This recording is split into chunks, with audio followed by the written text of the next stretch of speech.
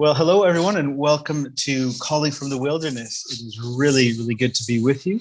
Well, you've got a special guest, which is a first for us, and hopefully she'll give us rave reviews, and then we'll be able to pass that on to other people.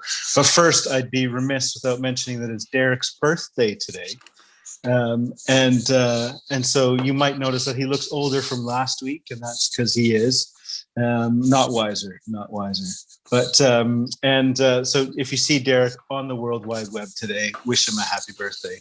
And thanks for being here on your birthday, Derek. It's good to see you again. Our guest today. Oh, sorry, go ahead. I was like, what do I want to do for my birthday? Spend it with you guys. That's the Excellent. The greatest thing. It's going to be the highlight of the week. Granted, Derek. Yeah. I want to be a blessing in my life, so I wanted to bless you guys with my presence on my birthday, and so you guys can feel special about yourselves. And what this isn't about me. Yeah. And it's happening. It's all happening. But it's our pleasure to be able to welcome the Revd Emily Kolltveit to join us today. Emily, do you want to tell us where you're joining us from? Well, I'm joining you from my bedroom, actually. so that secret you were going to keep, you decided just to share it. I thought I'd just get it out there. Let's just get it out of the way. So, in St. John. So I live in St. John's Wood. I think an area you know well, Tim, in London, central London. Yeah. And excellent. I'm the curate at St. Mary's in Primrose Hill at the moment. So good. Very lovely and exciting. Yeah. Well, for our guests who don't know you, do you want to share a little bit about kind of who you are and what you're doing? Especially some people might not even know what a curate is. So if you want to, Sure. I think that's one of those single serve coffee makers, but I'm not 100%. Yeah, it's a training position basically. So I'm training over the next 3 years to hopefully, God willing, become a priest. And if everything goes well, I shall be priested in the next couple of months. So that's super exciting and rather nerve-wracking as well. I've had quite a varied career over my life. So before this, I was a publican. I own a pub with my husband in North London. So I did that for about 7 years. And before that, I was predominantly a professional musician, singing in all sorts of kind of different acts, some of them classical, some heavy metal, all sorts of music really has entered my life one way or another. But sort of after sort of running the pub for a few years, I just felt quite a sort of strong burning desire to find my way back to the church in some way, because I'd been quite heavily involved in the church in one period of my life. And that's when I started to explore the idea of possibly training for the priesthood, which at the beginning seemed like a really crazy idea. And I was pretty convinced that somebody was going to say, this is a terrible idea. But they didn't. Here I am. So if I can do it, anyone can. Fantastic. Yes, yeah. Excellent. Well, and our final question then for you is, what's the best piece of advice you've ever been given? I think the best piece of advice that I was given, which I have completely ignored for my whole life, is be totally useless. So that's what my mum told me, because my mum's a really dynamic, really talented and multi-skilled person. And she said to me, my only bit of advice is just be useless at everything, and then no one will ask you to do anything. And of course, I chose to ignore that. But of course, I wouldn't want to listen to that bit of advice. But having served as curate in Primrose Hill for a year now, I realised why that piece of advice might have been worth heeding. Yeah, you've still got a couple of years. You can sort that out. Yeah. I know. Yeah, I've got to work on it. That is the opposite of any parental advice I've ever heard in my life. There's always, try hard, do well at this, get a good job, do this, be useless. Yeah, I mean, I think probably a better bit of advice is is that if you're going to care about this in 5 years' time, then it's worth worrying about, you know. I think so much of what we get really, really stressed about, we're actually probably not going to care about it at all in 5 years' time. So I think that's probably a good bit of advice as well. Yeah. Well, I appreciate the spectrum of advice, and you can find yourself wherever you want in there. So that's be useless and don't care. Yeah. Paul says, "Be all things to all men," but I want you to be nothing to everyone. Exactly. Well, that feels like a really good introduction into the Sermon on the Mount. So let's jump right. I set it up. That's you knew, yeah. So today we continue on in the Sermon on the Mount with our second passage that we'll be looking at, which comes from Matthew 5, 13 to 16. If this is your first time joining us, it is you'll see the outline in front of you. It's a very kind of simple outline, modified Lectio Divina, which just gives us a little bit chance to kind of sit and have the passage be read to us, to hear the words, maybe hear them in a different way than we have before, and then to wrestle with the text and give ourselves some space to ask those questions. So Derek, I think you're going to be reading for us first, so why don't you take it away? Love to, Tim.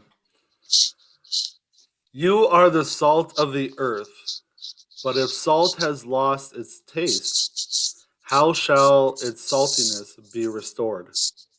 It is no longer good for anything except to be thrown out and trampled under people's feet. You are the light of the world. A city set on a hill cannot be hidden, nor do people light a lamp and put it under a basket, but on a stand, and it gives light to all in the house. In the same way, let your light shine before others, so that they may see your good works and give glory to your Father who is in heaven.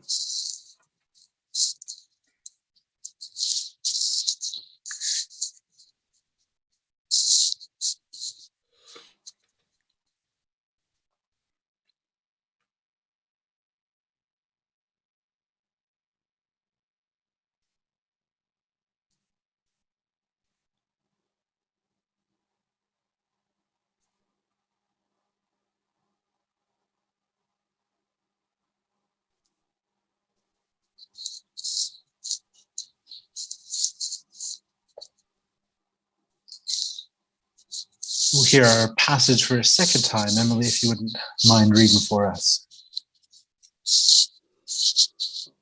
You are the salt of the earth, but if salt has lost its taste, how shall its saltiness be restored?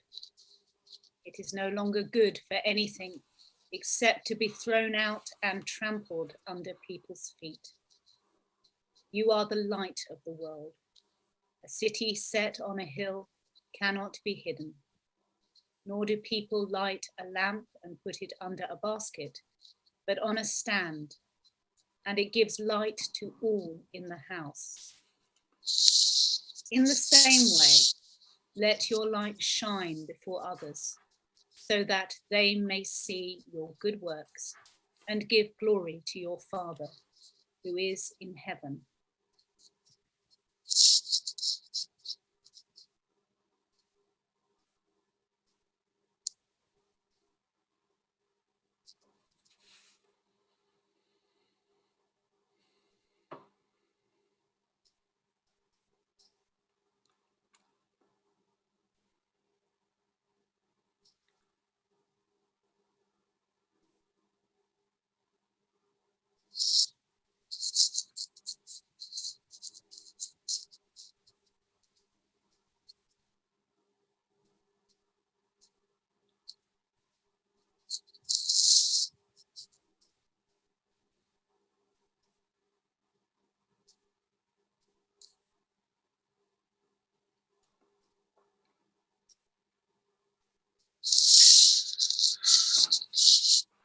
So, Derek and Emily, was there any words or phrases that particularly jumped out at you?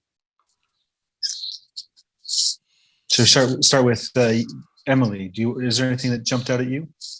Yeah, I think it's shall its saltiness be restored? That's the thing that really jumped out at me, is this idea of saltiness, you know. Yeah. Excellent. Cool. What about yourself, Derek? Anything? You are the salt of the earth, and you are the light of the world. Those two. Excellent. Yeah, I think for me, I was that question about how shall saltiness be restored, and that one where you get after the light of the world, a city set on a hill cannot be hidden. That was really, just something I kind of hadn't thought too much about before. So are there any particular questions or thoughts you'd like to look at, particularly from this passage? So anything for you, Derek? So like light or salt used to preserve things or add to something is not the main ingredient of whatever you're doing, right? And same thing with light, is never the main object. It's always lighting something else so you can see it. So if we are the salt and the earth, we're not the main thing. We're adjacent, shall we say. And I always thought like God would be the light, or Jesus. Well, same thing, whatever. Won't get down that road. But like, he's the, I think it's Peter Rawlings who's talking about it, and he said, you know, if I'm a father, a brother, a mechanic, a house owner, all these different things, and I have Jesus, I don't have 100+1 things. Jesus is the way that I see all these other things clearer, like with light. Like he's the one that I see it. But it's funny in this, because we're the light and we're the salt. We're not the main thing. We're like, even that This Little Light of Mine song, I'm gonna let it shine. It's not a light you have. It's actually, you are the light. So how are you being hidden under a bush, not just shoving this in a potentially fire flammable container? Basket. Basket. Excellent. Yeah. And anything for yourself, Emily? I suppose what's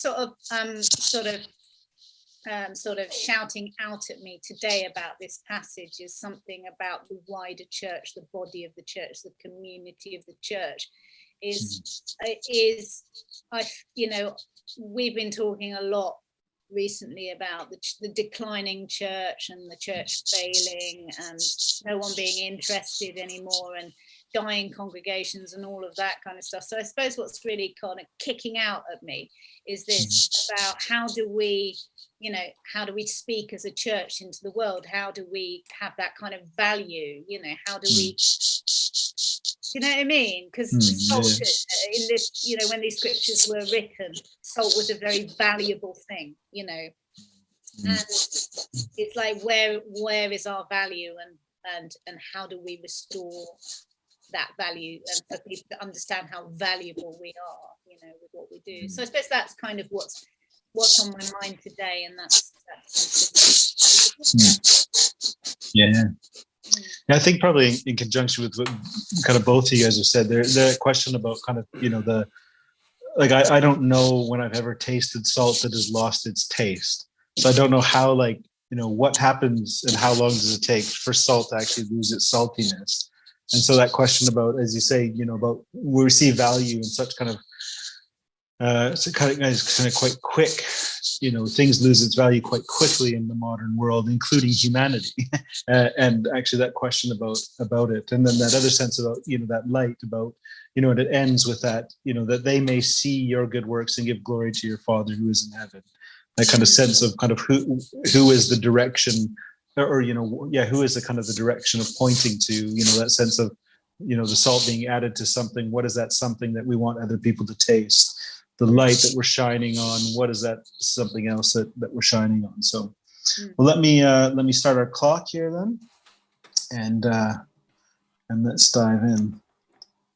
So where do we want to start? So we start with salt as it kicked it all off. Emily, do you want to say anything more about, kind of where you think maybe some of the potential kind of directions of looking at that question you posed might be?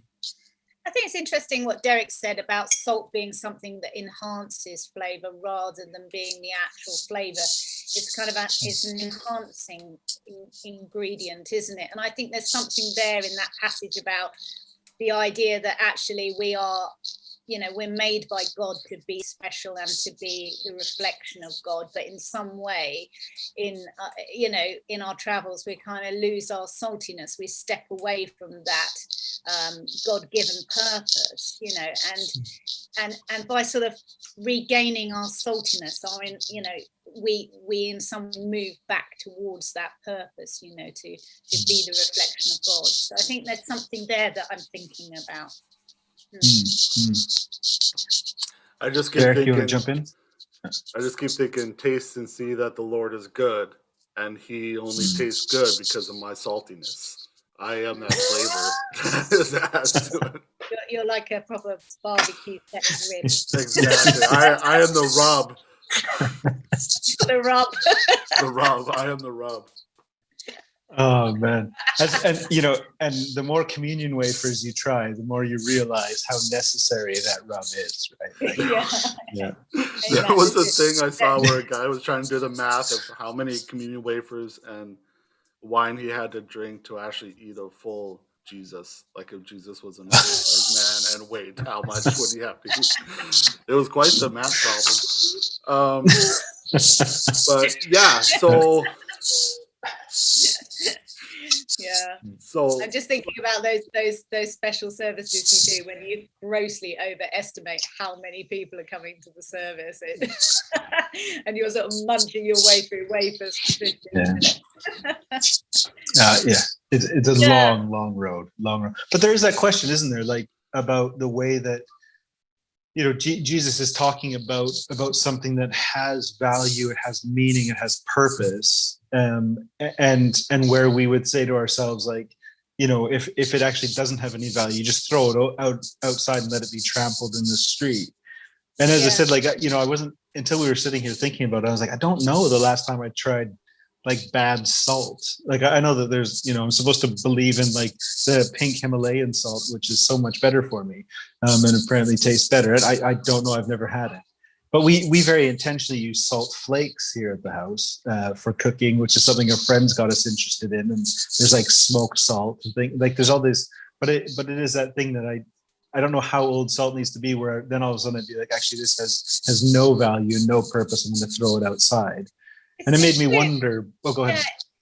It is weird because I don't think in my lifetime I've ever tasted salt that's gone off or lost its saltiness. It's like, it's one of those things that if you've got a packet of salt at the back of the cupboard, it's just that you just use it forever, don't you? It's like, this is something we need to look into, isn't it?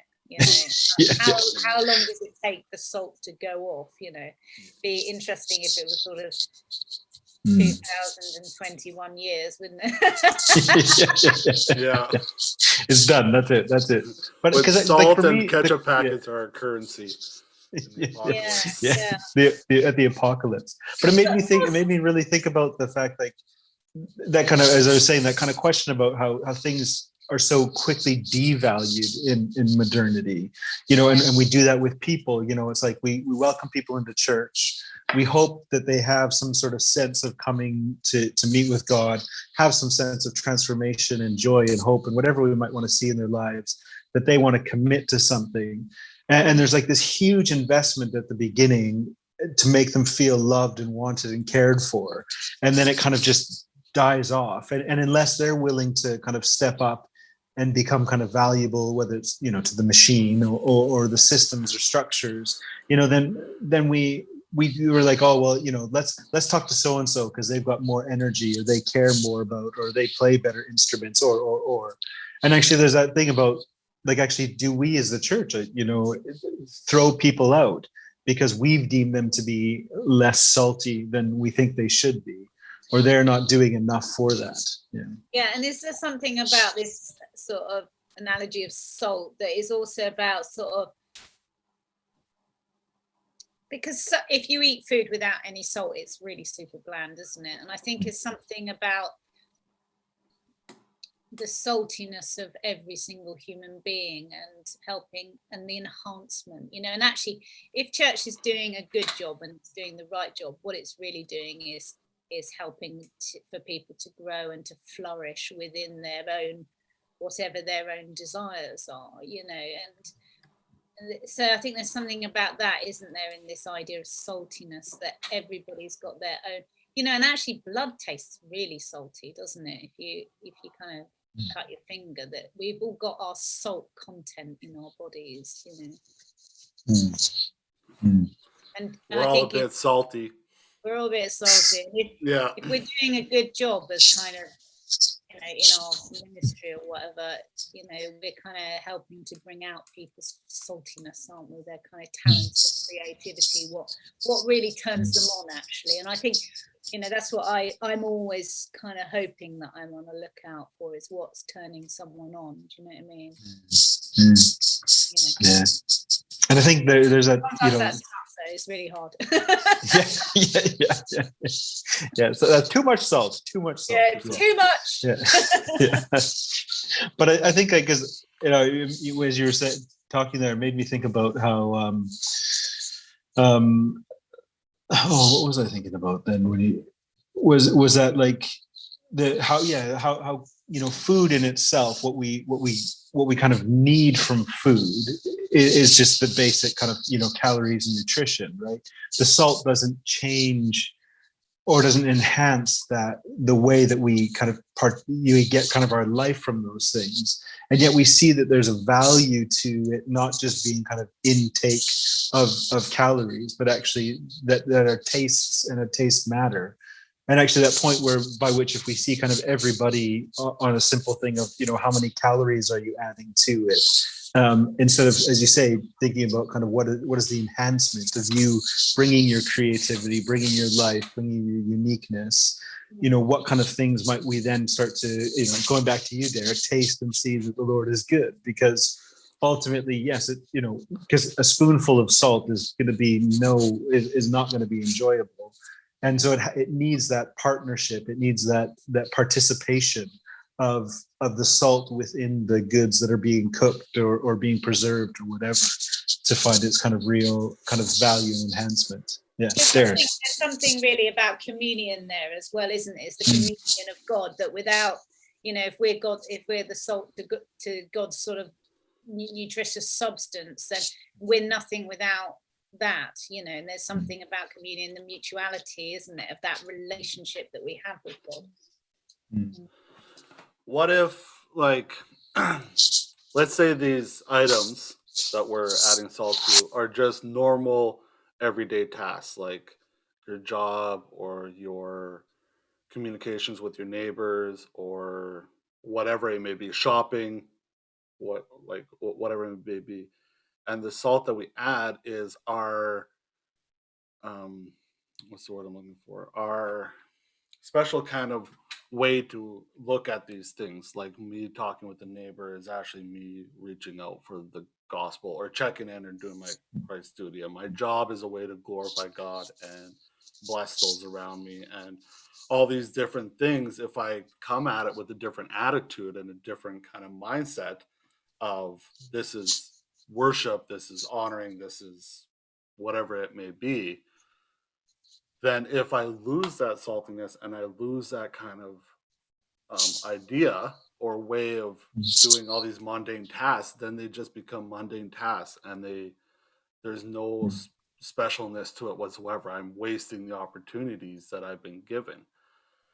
And maybe along those lines or something, where it's, I'm preserving these, I'm making them tastier, I'm doing something different with it, and then when I lose that idea, and it's just talking with my neighbor and just hi, how's it going, good, and then leaving without, you know, really reaching into them, or it's just my job, or that cashier or something I'm yelling at because she wouldn't validate a coupon and whatever. It changes, right? Yeah, I think so. I think you're totally right. I think it, you know, how we approach life can be full of boredom and drudgery, or it can be full of wonder and joy, just depending on what kind of angle you're taking on things, isn't it? So I think you're completely right about that. Yeah. I normally am. If you watch these shows, I'm normally right about everything. That's my contribution to the show. Especially on your birthday, Derek. Especially on your birthday. Yeah. I think we have to sing him happy birthday before the end of this, Tim. Well, I'll leave it up to you. Otherwise, it's just a conglomeration of noise on Zoom. Yeah. But that made me really think about what struck out to me on the second part, where we have the transition from salt to light. Is we get this phrase that you are the light of the world, and then the statement, a city on a hill cannot be hidden. And it made me, for the first time, think about the fact that actually, if we are the light, as Jesus says, that actually there is part of us that also cannot not be the light, if that makes sense. Cannot be the light. Yeah. And that sense of like, actually, it's going along with what we've been talking about here, about that kind of, the place by which you are yourself, and the best of yourself, and the best of yourself with God, that's bringing a life and a light into the world that no one else can. Actually, there's something about the way that we, that we cannot be, cannot not be human, and need to actually just recognize that we start from where we are, which is the city on the hill that cannot be hidden. Yeah, I don't know. I think that really echoes the sort of point that we are all the beloved children of God, no matter what kind of crazy mess we get up to, and that no matter what we do, we never get ourselves in a position where there's no way of going back to God or coming back into God's light, So, and I think that sort of idea that, something on a hill, it just can't be hidden. And that really speaks to me of that idea that, the prodigal son, we can always come back, we are always welcome to return, no matter what kind of craziness has occurred, What made me think? We can't hide from God, we can try, but we certainly can't, Yeah. Well, at the city on the hill, it makes me think of a city is not just one light, but it's multiple lights, right? Like you see the city because it's quite bright with all the lights, and that speaks to me about the community and how, if we're all together, we are brighter than just one candle, one under a basket, or whatever you want to do. Yeah. And as you reminded us, Derek, that one candle under a basket will very quickly become a house fire. It brings out the firefighter. Don't do that. But there's that beauty, isn't there? Like there was it was earlier on this year. There was a couple of places I saw where people were saying, recognizing that if we're in the midst of pandemic and in the midst of kind of the drudgery and the darkness and the depression that a lot of people were feeling, what we're looking for is signs of light and signs of hope. And if it's just up to one person to bring that for everybody, it'll never be, it will only ever be kind of that little burning candle. But if we actually all start to put our lights together, that kind of sign of how much brighter and how much greater that will be. I think it is that kind of sense, as you're saying, about, the kind of the welcome back, the recognizing that we all belong here, and that we're actually doing this together makes a difference. Yeah, like this, and nowhere in here does it say the light can be put out. Like you put on the basket to hide it, you do this to hide it. It doesn't say blow it out. And if in any of those communities, any kind of voices are being excluded, so, this idea of well, you're welcome, as you were talking about earlier, Tim, that person's a bit saltier than that person, so we'll have them, but we'll forget about them. Actually, that is when the house fire really sets in, isn't it? That excluding of any voice from the community is then deeply, deeply problematic. So I like that idea of the multiple sort of buildings or candles on the hill that is making a much warmer glow, a much bigger glow, a much more kind of eye-catching. Well, Tim, you'll remember when we were in Saskatchewan and like when we drive from Melrose, and you couldn't see the little town of Eston, but you could see the glow in just this one part over some hills, and then finally you do the last dip and you see all the individual lights, but it's that glow that you knew you were coming home because you saw that glow. Yeah. And what's interesting is, like, as we're talking, I realize as I grew up, and as I've thought about this passage over the many years I've heard it, I've always seen it as a very kind of individualistic thing. Like, I am the salt, I am the light.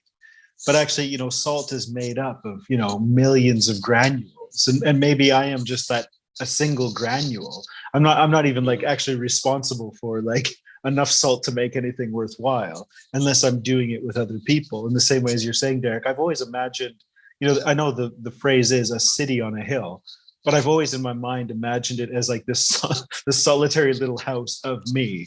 And it's like, I am the light, and actually thinking about, where's that, where is that community? What does this mean about it? Like being all together and and that question, I guess, about, when somebody feels like their candle isn't burning bright enough, does their flame in a sense still matter? And how do we allow ourselves to, I think, as you were saying, Emily, to even recognize that if God's grace is enough for somebody else, then maybe God's grace is still enough for me.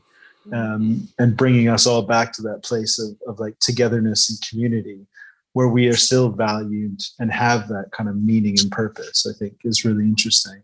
I think that's a really good point about the fact that salt is a multitude of grains, and that we all have our part to play, but it may well, I'm like you, I'm going to save the world and I'm going to do this and do that and move a shaker. But actually, we all collectively just play a really, really small part in whatever it is that's going on.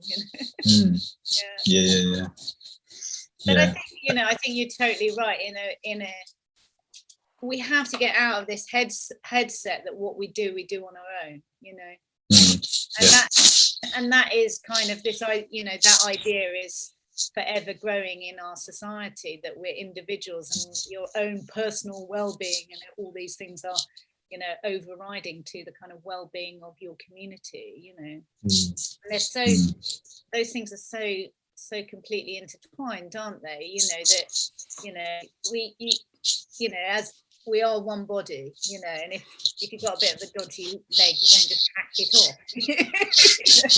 Forget about it. You look after it, you try and get that leg better. So,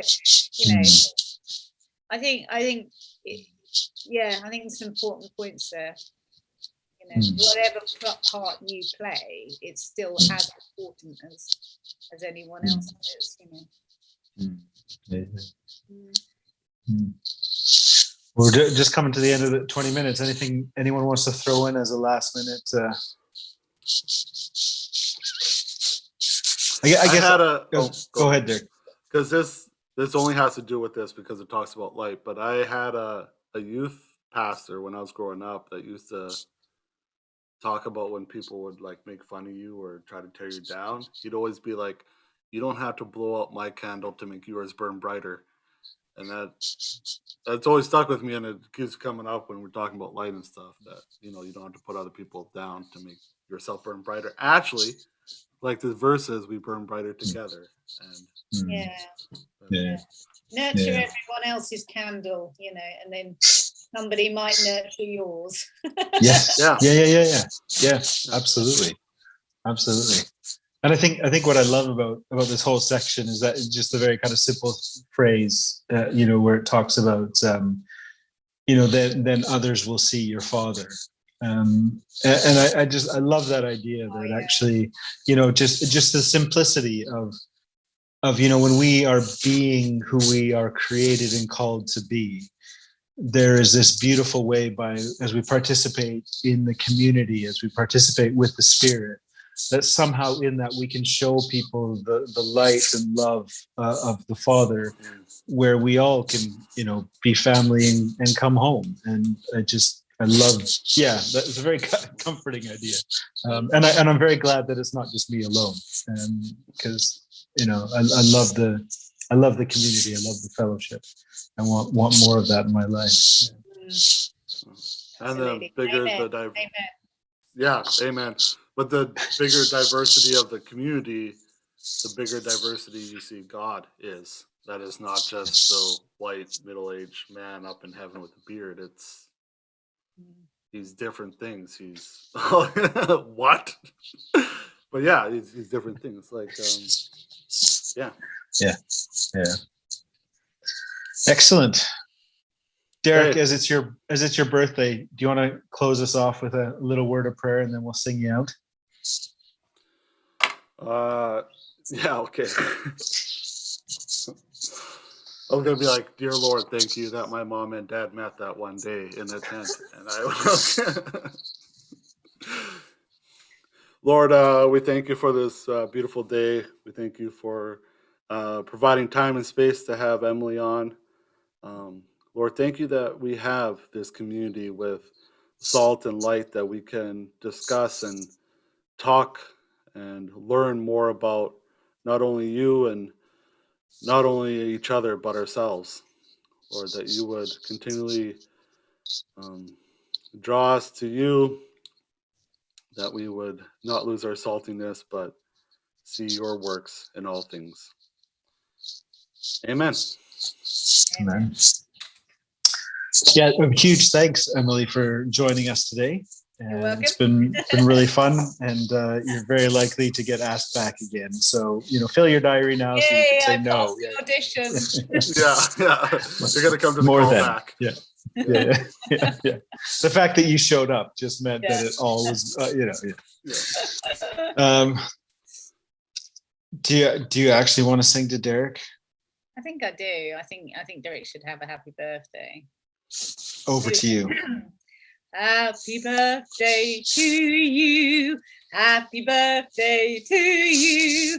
Happy birthday, dear Derek. Happy birthday to you. Thank you, Emily, for singing that lovely song. Tim. Never mind. Yeah, I've let you down, Derek. I'm sorry. Tim didn't sing. Tim likes to sing, but only in tongues. Like you have to interpret what he's singing. Yeah. Same way that I play just instruments in tongues. Like you have to interpret the chords I'm playing. Yeah, and there's no edification for the body, so people just stay clear from me. Just stay right clear. Yeah. So, well, thank you for joining us this week, and God bless. And as we said, every 4 weeks, we're going to be taking questions and things like that. So if there's anything that jumped up through this passage for you that you'd like us to be thinking about, or any questions that have come up from things that we've said that you want us to follow up with, or from our other weeks last week, and then we'll be doing another one on the Sermon on the Mount next week. So thank you for joining us, and God bless. We'll see you again. Toodles.